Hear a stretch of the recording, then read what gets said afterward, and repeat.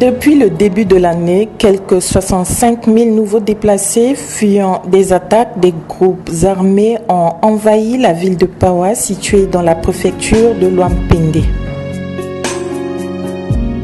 Les nouveaux déplacés indiquent que des hommes armés attaquent leur village, incendient des maisons, pillent les greniers, saccagent leurs champs et tuent systématiquement toutes les personnes qu'ils rencontrent sur leur chemin.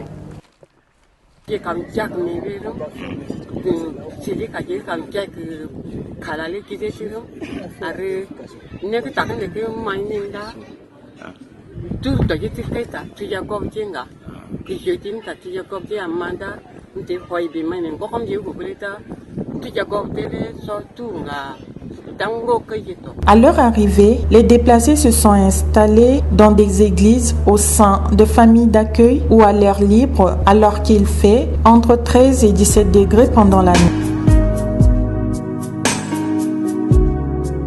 Face à cette situation, à la fois désastreuse et désolante, les acteurs humanitaires se sont immédiatement mobilisés autour du gouvernement centrafricain pour apporter une réponse d'urgence aux besoins de ces personnes.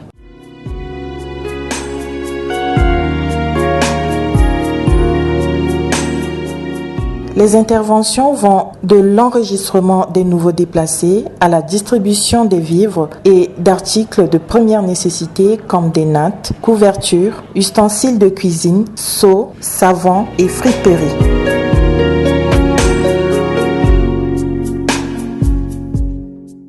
En outre, 21 abris communautaires temporaires ont été construits pour permettre aux déplacés de dormir dans des conditions acceptables.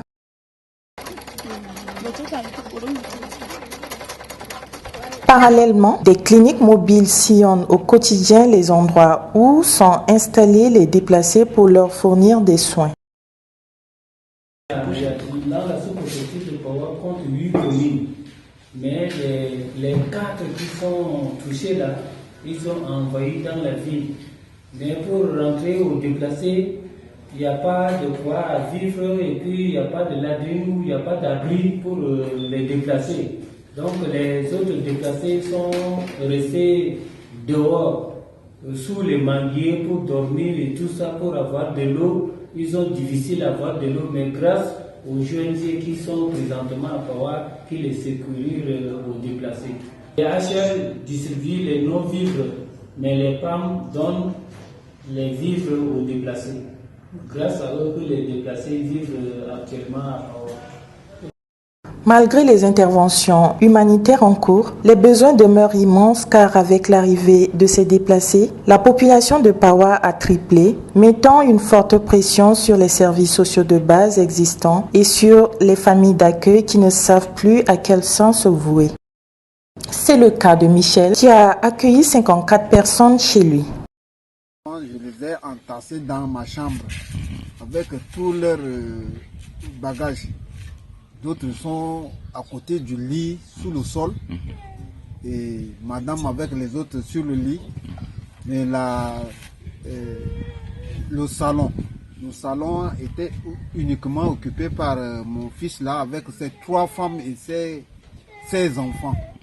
Bon, une chambre de réserve. Mon beau-fils avec ma première fille mariée, avec tous leurs enfants, ils ont occupé les réserves.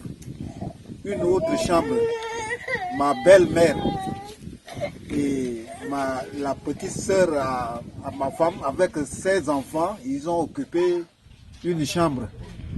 Et la 4e chambre, il y a ma fille encore, s'est mariée avec un bébé et 2 de ses belles-sœurs. Ils ont occupé une autre chambre. Bon, mon beau-frère avec mes petits garçons, ils ont occupé encore une autre chambre.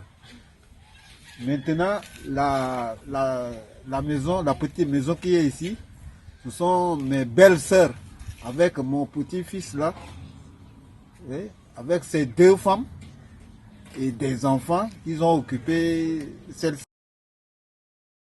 Au regard des conditions de vie difficiles à Pawa, les déplacés, eux, ne souhaitent qu'une seule chose, le retour de la sécurité dans leur village pour leur permettre d'y retourner. Lorsqu'on est en train de fuir, avec les vêtements qu'on a comme ça seulement, donc le reste là, tout est brûlé dedans. Donc maintenant, on n'a rien, même le manger, il n'y a rien. Donc c'est difficile pour nous. Il faut mieux arranger qu'on revienne rester au village. Si on cherche de comment même à manger, même c'est mieux. Sinon, même ici à Pawa, quand on vit, c'est un peu difficile avec les petits-enfants. Donc, c'est très grave. Nous, là, on veut seulement que le paix.